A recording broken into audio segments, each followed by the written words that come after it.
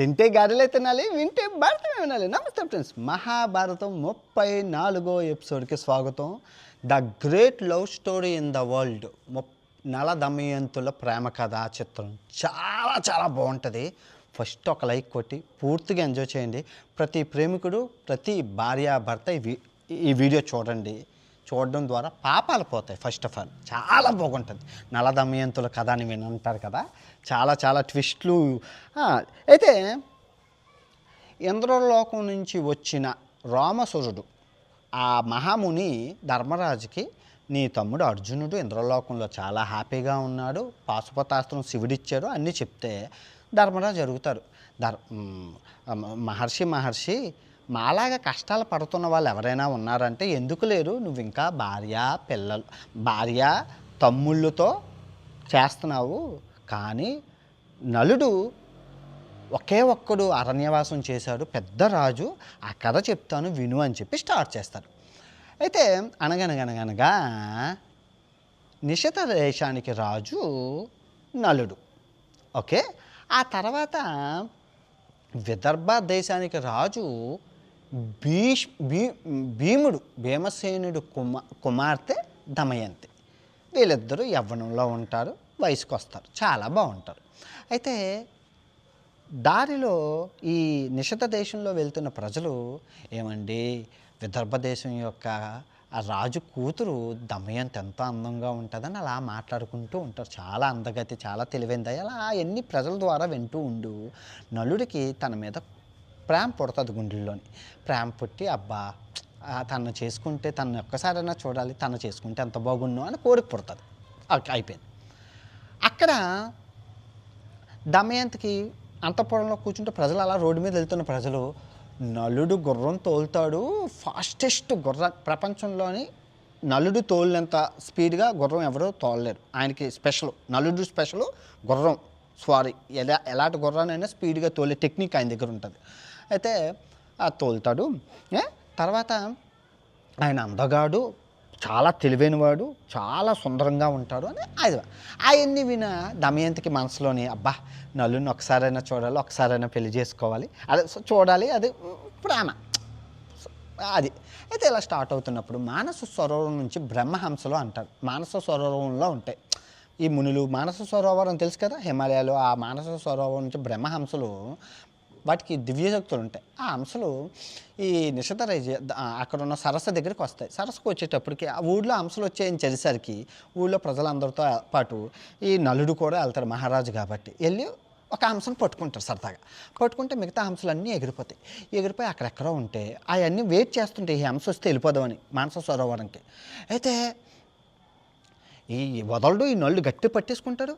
అప్పుడు ఆ హంస ఇంకా వదలట్లేదని చెప్పి, రాజా అంటే నువ్వేంటి మాట్లాడుతుంటే, మేము మానస సరోవరంలో హంసలు, మాకు దివ్యశక్తులు ఉంటాయి, మాట్లాడవచ్చు, నువ్వు నన్ను వదిలితే కనుక నీ మనసులో ఉన్న కోరిక నేను తీరుస్తాను అంటాను. అవును, నా మనసులో ఏం కోరిక ఉందంటే, నువ్వు విదర్భ దేశం రాజు కుమార్తె దమయంతిని ఇష్టపడుతున్నావు కదా, తన దగ్గరికి వెళ్ళి నీ గురించి గొప్పగా చెప్పి మీ ఇద్దరికి పెళ్లి జరిగేలా నేను చూస్తాను అంటే, అబ్బా నిజమా అని చెప్పి తను వదిలేస్తారు. వదిలేస్తే ఆ హంస వెళ్ళిపోతుంది. హంస వెళ్ళిపోయి విదర్భ దేశం దగ్గరికి వెళ్ళి దమయంతి దగ్గరికి వెళ్ళి, నలుడు నిన్ను చాలా ఇష్టపడుతున్నాడు, చాలా అందగాడు, చాలా తెలివైనడు, అతన్ని ఎలాగైనా పెళ్లి చేసుకో, వదలకు, చాలా మంచోడు, నీకు అదృష్టం కలుగుతుంది, ఏవో అన్ని గొప్పలన్నీ డప్పు కొట్టేసి అక్కడి నుంచి వెళ్ళిపోతే తను ఎలాగుంటారని అడగగానే ఆ మొహం అవి చెప్తుంది. అలాగే ఊహా చిత్రం కూసుకొని నలమహారాజు అని రాసుకుంటారు.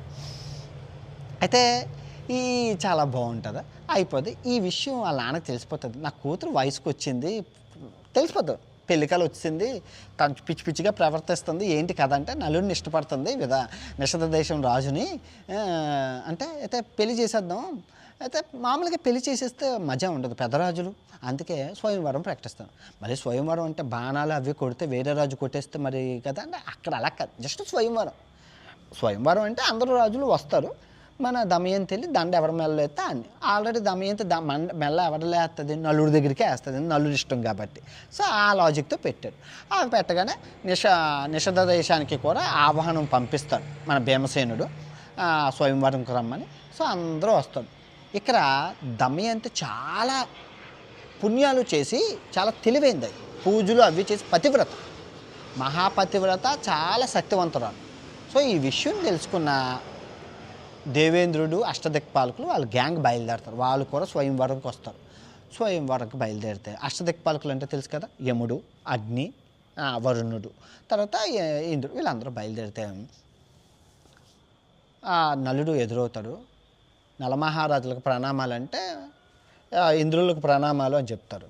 చెప్తే దేవేంద్ర ఏంటి మీరు అంటే, ఏం లేదు మాకు చిన్న సహాయం చేస్తాం మా అందరికీ అంటే, ఎందుకు చేయను, ఏం కావాలో చెప్పండి, మీ అంతటి వారు సహాయం అడిగితే నేను చేయనని మాటిస్తాను.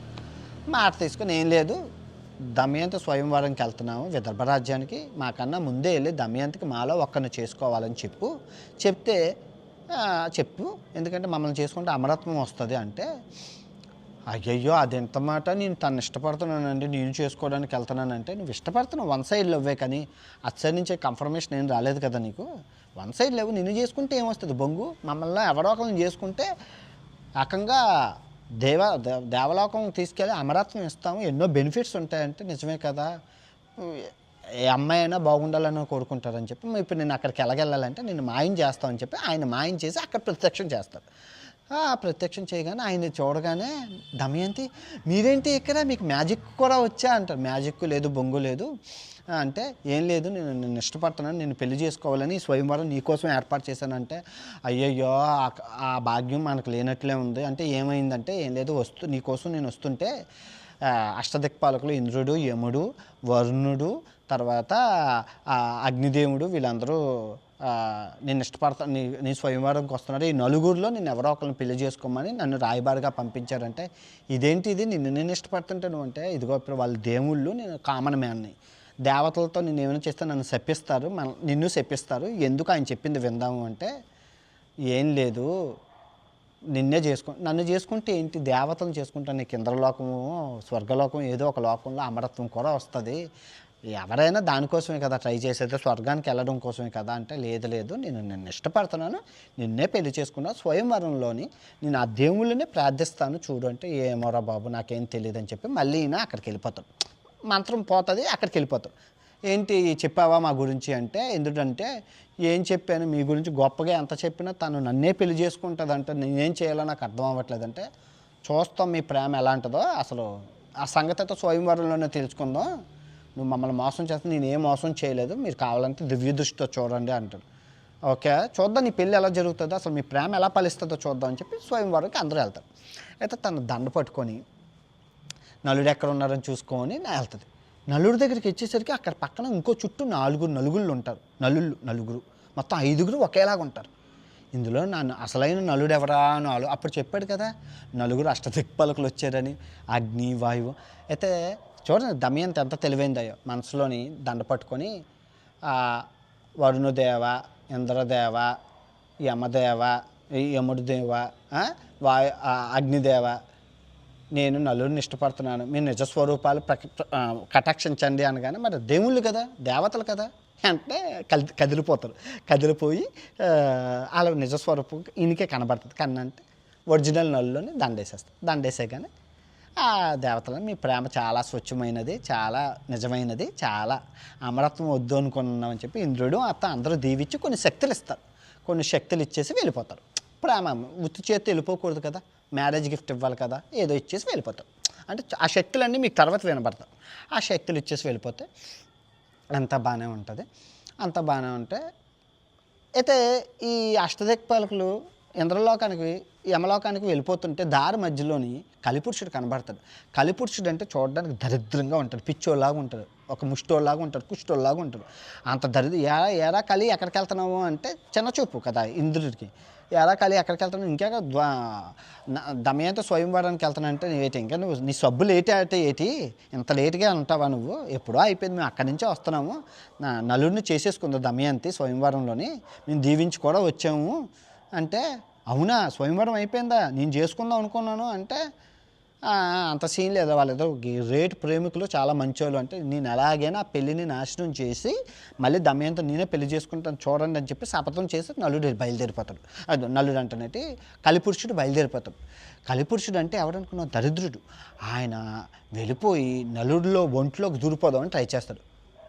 నలుడు ధర్మంగా ఉంటారు, నిజాయితీగా ఉంటారు, శుభ్రంగా ఉంటారు, అన్నీ ఉంటారు, దూడడానికి అవ్వదు, వెళ్ళలేడు.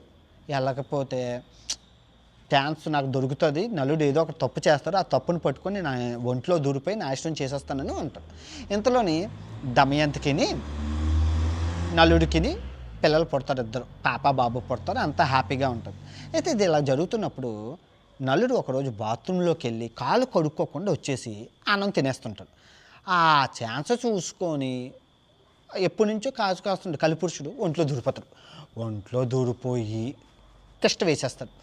ఇంకా ఒంట్లో దూరిపోయిన కాడ నుంచి, అందుకే మన పెద్దలు కాలు కొడుక్కో బయట నుంచి వచ్చినా అంటారు, అష్టదరిద్రాలు ఉంటాయి. ఇప్పుడు మీకు అర్థమైందా కాళ్ళు ఎందుకు కొడుక్కోమంటారా? అయితే నలుడు ఒంట్లోని ఆ కలిపురుషుడు ఉండడం వల్ల కోపము, కామము, క్రోధము, మోసం అన్నీ ఎక్కువైపోయి ఆడెవరో చెప్తారు, మాయాజోదం ఉంది మా దగ్గర పాచికలు, ఈ పాచికలు తీసుకొని నువ్వు ఏ రాజు దగ్గరికి వెళ్ళినా ఆ రాజ్యం వచ్చేస్తుంది, ఆ మాయా పాచికలతోని పక్క రాజ్యంలోకి వెళ్తారు. చిన్న రాజుడు ఆ రాజ్యం తెచ్చి, మరి కామం, క్రోధం, మోసం ఆ చిన్న పాచికలు, మాయా పాచికలు ఉన్నాయి, వాటిని ఎలాగైనా నాశనం చేసేద్దామని ఈ నలుడు వెళ్తాడు. నలుడు వెళ్ళి ఆ మాయాజోదంలోని మొత్తం పోతాడు. ఆ మాయాజోదం మరి కలిపి అంతా చేయిస్తుంది. మాయాజోదంలో మొత్తం సర్వం పోగొట్టుకుంటాడు, మొత్తం ఆస్తి అన్నీ కట్టుబట్టలతో పోతాడబ్బా. పోతే ఆడంటాడు, ఆ అవతల రాజు అంటాడు, కట్టుబట్టలతో నువ్వు వెళ్ళిపో, రాజ్యాన్ని వదిలేసి అంటే వాళ్ళ భార్యను పట్టుకుని అంటే ఒంటి మీద బట్టలు ఉంటాయి, ఒక అండర్వేరే ఉంటుంది, లొంగోట అంటారు కదా, లొంగోట అంట. అయితే పాపం ఊళ్ళో ప్రజలందరూ నవ్వుతారు, దరిద్రుడు పెద్ద రాజు అనుకున్నాము, రాజ్యం చూడు మొత్తం సర్వం పొంగొట్టుకున్నారు ప్యాకెట్లోని, దరిద్రుడు అని తిడతారు. అయితే వాళ్ళు ఆవిడ సిగ్గుపడిపోయి అలా ఆయన తిడుతుంది కదా. దమయంతికి చాలా ఇష్టం నలుడు అంటే, తన చీర చింపేసి తనకి ఇచ్చేస్తారు. సగం చీర కట్టుకొని ఆయన చీర మొత్తం ఒంటి మీద కట్టుకొని అడవుల్లోకి వెళ్ళిపోతారు. అడవుల్లోకి వెళ్ళిపోతే పాపం ఆ రోజు రాత్రి దోమలు అన్నీ కుట్టేస్తే తర్వాత రోజు దమయంతి జాగ్రత్తగా విను, స్ట్రైట్గా తిన్నంగా వెళ్తే మీ పుట్టిల్లు వస్తుంది, విదర్భ రాజ్యం వస్తుంది, మీ నాన్న దగ్గరికి వెళ్ళిపోయి హ్యాపీగా ఉండి నేను అడవుల్లో ఉంటాను అంటే, అలా అవుతుంది, మీరు నాతో వచ్చాను, మా నాన్న మంచోడు, మన ఇద్దరిని చూసుకుంటారు అంటే, రాజ్యం పోయింది కదా, రాజభ్రష్టం అయింది, నన్ను అందరూ నవ్వుతారు, వద్దొద్దు నేను అడవుల్లోకే ఉంటాను, పరువు పోతుంది, నీకు తెలీదు అంటే, పుట్టింటికి వెళ్ళాలని ఎవరు ఎల్లరకం వెళ్ళాలనుకుని ఏ మొగుడైనా ఎల్లరకం వెళ్ళడానికి ఒప్పుకుంటారు, ఎవరో తేడాగాడు ఉంటేనే తప్ప ఎల్లరకం.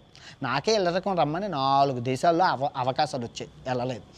అయితే ఆ వీడియోలు ఉంటాయి చూడండి యూట్యూబ్లో. అయితే వెళ్ళనంటే, అయితే నేను మా పుట్టింటికి వెళ్ళాను, మీతో చావోరేవో మీతో అడవిలో ఆకులు అలంలో తినేసి ఉంటాను అంటది. అయితే నడు అని చెప్పి అడవిలోకి వెళ్తాను. అడవిలోకి వెళ్తే ఆ రోజు రాత్రి ఏమీ దొరకదు, ఆకలి అంటది దమయంతి. ఇదంతా చూసి పాపం ఏడుస్తాడు, నా వల్ల ఎంత కష్టం, నన్ను ప్రేమించిన పాపానికి ఎంత పాపం కష్టాలు అనుభవిస్తుందో నా పిల్లం అని చెప్పి, నేను ఉంటేనే కదా నాతో ఉంటుంది, నేను లేకపోతే వాళ్ళ నాన్న దగ్గరికి వెళ్ళిపోతుంది కదా అని చెప్పి తెలివిగా ఆలోచించి వెళ్ళిపోతాడు. ఎవరు నలుడు వెళ్ళిపోతాడు. ఎన్ని సినిమాల్లో చూసాము, అందరూ ఈ సీన్నే కాపీ చేస్తారు, నలదమయంతుల స్టోరీయే, ఎక్కడ లేదు.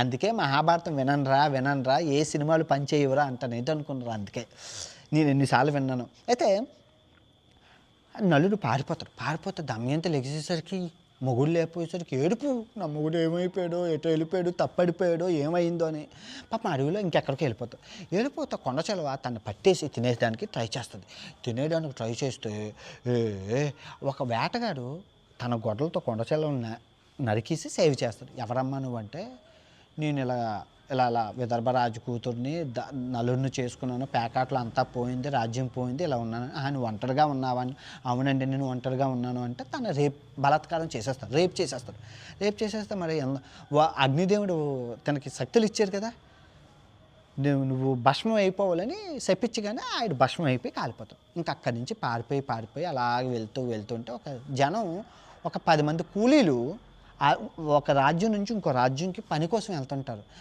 ఎక్కడికి వెళ్తున్నానంటే, పక్క రాజ్యంలో పని ఉందమ్మా, రోడ్లు క్లీన్ చేసే పని వెళ్తున్నాము అంటే, నేను రావచ్చా మీతోని అని రండమ్మా అంటే పాప ఆ కూలి వాళ్ళతో పాటు తను కూడా వెళ్ళిపోతే ఒకరోజు రాత్రి చెట్టు కింద పడుకుంటే పాపం ఏనుగులన్నీ వచ్చి చాలామంది కూలీలను మట్టుకొని వెళ్ళిపోతుంది, తిండి కొంతమందిని వదిలేస్తుంది. చాలా బాధపడుతుంది, అదేదో చంపేసినా బాగుంది నన్ను అంటే, ఏం లేదమ్మా మరి అడివని నాకు ఎంత జరుగుతుంది, క్రూర మృగాలు ఉంటాయి కదా అని చెప్పి అయిపోతుంది. అయితే మిగిలిన వాళ్ళు ఈమె కలిపి ఒక రాజ్యంలోకి వెళ్ళి కూలి పనులు చేసుకుంటూ ఉంటే ఆ రాజ్యం యొక్క మహారాణి రోడ్డు మీద గుర్రం మీద వెళ్తున్నప్పుడు అది రథం మీద చూస్తుంది. తను చూడడానికి చాలా అందంగా ఫేస్ కట్టు మహారాణిలా ఉంటుంది కదా, మహారాణి కూతురు కదా. దగ్గరికి పిలిచి ఎవరమ్మా నువ్వు అంటే, నేను విదర్భ దేశానికి రాజుని, తర్వాత నిషాద దేశానికి నలుడు భార్యని, మా రాజ్యం ఇలా పోయింది, నా మొగుడు ఎలా అడవిలో తప్పడిపోయాడు, నా మొగుడిని ఎత్తుకుంటూ నేను అలా దేశాలు తిరుగుతున్నాను, ఇది నా కథ అంటే, అమ్మ నాతో పాటు రా అని చెప్పి తన రాజ్యం అంతఃపురానికి తీసుకెళ్ళిపోయి నీట్గా కొత్త బట్టలు అన్నీ ఇచ్చి, నువ్వు దాసిగా ఉంటావా మా దగ్గర అని అంటారు. అమ్మ నేను రాజు కుమార్తెని, మా నాన్న ఇంకా ఉన్నాడు, మా నాన్నకు తెలిస్తే పరువు పోతుంది, నేను దాసిగా ఉండను కానీ నీకు సహాయకంగా ఉంటాను, ఏ రాజుతోని మాట్లాడను, పరాయి పురుషుణ్ణి చూడను, ఎటువంటి చెత్త పనులు చెయ్యను, అంటే కాళ్ళు పిసకడం బట్టలు ఉతకడం అలాంటివి చెయ్యనమ్మా, నీకు సేవకులుగా ఉంటాను, నేను అసిస్టెంట్గా ఉంటానంటే, అలాగేనమ్మా మరి నువ్వు రాణి మహారాణివే కదా, నేను మహారాణిలా నా కూతురుతో పాటు చూసుకుంటానని మాటిస్తుంది. అయితే అక్కడ ఆ రాజ్యంలోని ఆ మహారాణి దగ్గర అసిస్టెంట్గా ఉండిపోతుంది. సో ఇప్పుడు నలుడు ఏమయ్యాడు, ఈ నలుడు కుష్ఠరోగం ఎందుకు వచ్చింది, నలుడు నలభీమ పాకం అంటారు కదా, నలభీమ పాకం వంట మనిషికి ఎలాగయ్యాడు అనేది నెక్స్ట్ స్టోరీలో చెప్తాను. చాలా బాగుంటుంది, పిల్లలు అందరికీ వినిపించండి, ప్రేమికులకు చూపించండి, భార్యాభర్తలకు చూపించండి, అంతా శుభం జరుగుతుంది. ఓకే, తిరిగి మళ్ళీ రేపు కలుసుకుందాం. బాగుంది కదా, గ్రేట్ లవ్ స్టోరీ కదా.